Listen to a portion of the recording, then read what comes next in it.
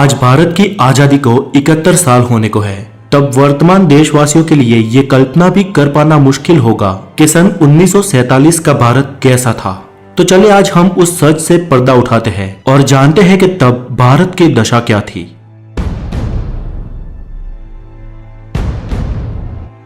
साक्षरता की बात करें तो आजादी के वक्त पूरे अखंड भारत में सिर्फ 12% लोग ही पढ़ और लिख सकते थे। पूरे देश में कुल 5000 हाई स्कूल थी, 600 कॉलेज और 25 यूनिवर्सिटीज थी। चले इसे थोड़ा सलीके से मुद्दे के मुताबिक समझते हैं। 1947 में भारतीय रेलवे 16 अप्रैल 1853 के दिन भारत में पहली बार मुंबई के बोरी बंदर से थाने के बीच 20 डब्बों वाली ट्रेन चली। इस सफर में महज 33 किलोमीटर के अंतर को काटने के लिए 3 स्टीम इंजन लगाए हुए थे। फिर भी सफर को तय करने में ट्रेन को पूरे 75 मिनट लगे। धीरे धीरे तकनीकी सुधार होते रहे और जब अंग्रेज भारत छोड़कर गए तब पाकिस्तान और बांग्लादेश को मिलाकर पूरे देश की रेलवे लाइन 65,185 किलोमीटर लंबी थी। देश की पूरी रेल व्यवस्था देसी रजवाड़ों और प्राइवेट कंपनियों में बटी हुई थी, जिसे आजादी के तुरंत बाद भारतीय सरकार ने अपने कंट्रोल में लेना शुरू कर दिया। किराए की बात करें तो पाई से लेकर कुछ आने तक था। 1947 में बॉम्बे में कुल 204 ट्रेनें दौड़ती थी। बॉम्बे शहर की आबादी तब 16 लाख हुआ करती थी, पर उस वक्त बॉम्बे की सीमा सिर्फ अंधेरी तक ही थी। अंधेरी के बाद का इलाका जोगेश्वरी आउट ऑफ बॉम्बे में गिना जाता था। सन 1947 में भारतीय मोटर गाड़ी। सन 47 तक भारत में हिंदुस्तान मोटर्स और महिंद्रा एंड महिंद्रा जैसी गाड़ियों का जमाना आ चुका था। यातायात की बात करें तो ओपन डबल डेकर और सिंगल डेकर जैसी बसें दौड़ती थी। किराया तब कुछ 4 आने के आसपास था और पेट्रोल के दाम 41 पैसे प्रति लीटर थे। सन 1928 में अमेरिकन कंपनी जनरल मोटर्स का भारत में आगमन हुआ था। जनरल मोटर्स के शेवरलेट ट्रक भारत में बहुत चलते थे, लेकिन आजादी के बाद ही 1948 में भारत सरकार ने जनरल मोटर्स कंपनी की छुट्टी कर दी, क्योंकि जनरल मोटर्स हमारी देसी मोटर कंपनी हिंदुस्तान मोटर्स को कड़ी चुनौती दे रही थी। लेकिन इतिहास ने अपने आप को फिर दोहराया। 50 साल बाद हिंदुस्तान मोटर्स ने ओपेल कार बनाने के लिए उसी जनरल मोटर्स के साथ मिलकर वडोदरा के पास फैक्ट्री डाली। 1947 में भारतीय विमान व्यवहार। आपको ताज्जुब होगा कि 1947 में भारत में Indian national airways, Mistri airways, Ambika airways, Kalinga airways, Deccan airways, air service of India, Bharat airways, Himalaya aviation, Dalmia Jain airways, Jupiter airways जैसी एविएशन कंपनियां थी। भारत देश में उस वक्त इतनी सारी विमान सेवाएं होने का कारण ये कि 1945 में द्वितीय विश्व युद्ध की समाप्ति के बाद अमेरिका ने अपने कई सारे हवाई जहाज बेच दिए थे। कुछ धनिक भारतीयों ने उन्हें खरीदकर एयरलाइंस का बिजनेस शुरू कर दिया। कंपटीशन इतनी तगड़ी हुई कि ज्यादातर एयरलाइंस घाटे में आ गई।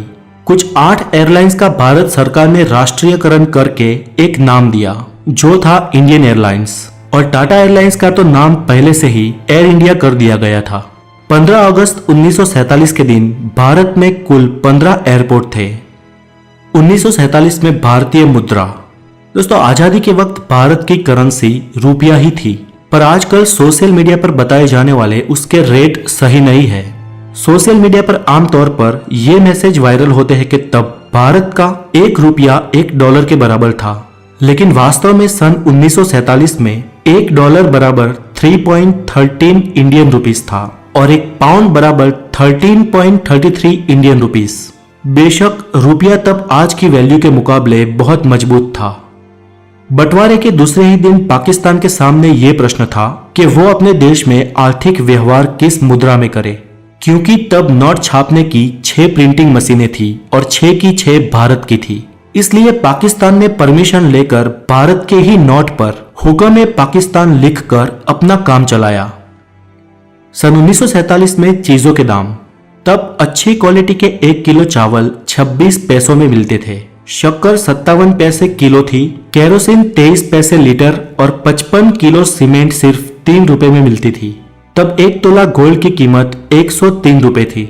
वैसे गोल्ड की कीमत विश्व युद्ध से पहले 39 इंडियन रुपीस थी, लेकिन विश्व युद्ध के बाद उसे अचानक बढ़ा दिया गया। इसलिए ये कीमत उस वक्त के लोगों को बहुत अधिक लग रही थी, और लगती भी क्यों ना, तब लोगों की आय भी तो बहुत कम थी। उस वक्त भारतीयों की एवरेज इनकम सालाना, आई रिपीट सालाना 265 रुपए थी। इतनी कम इनकम होने के कारण ज्यादातर लोग महंगाई कम होने के बावजूद भी उतने मजे नहीं ले सकते थे और आज के दौर में हम अधिक महंगाई में भी मजे मार रहे हैं। टेक्नोलॉजी के क्षेत्र में वॉशिंग मशीन, मिक्सचर, घरेलू fridge, computer, mobile, internet, tape recorders जैसे 160 किस्म के जीवन जरूरी आविष्कार उस वक्त ना होने के कारण तब की जीवन शैली आज के दौर से बहुत निम्न थी। 1947 में भारतीय सिनेमा आजादी के साल ही भारतीय प्रोड्यूसर्स ने कुल 283 फिल्में बनाई थी और ऑन एवरेज एक फिल्म 1.5 लाख रुपए के खर्च से बनी थी। बंटवारे के बाद भारत में कुल थिएटर्स की संख्या 1384 थी, जबकि अलग हुए पाकिस्तान में कुल 117 थिएटर्स थे।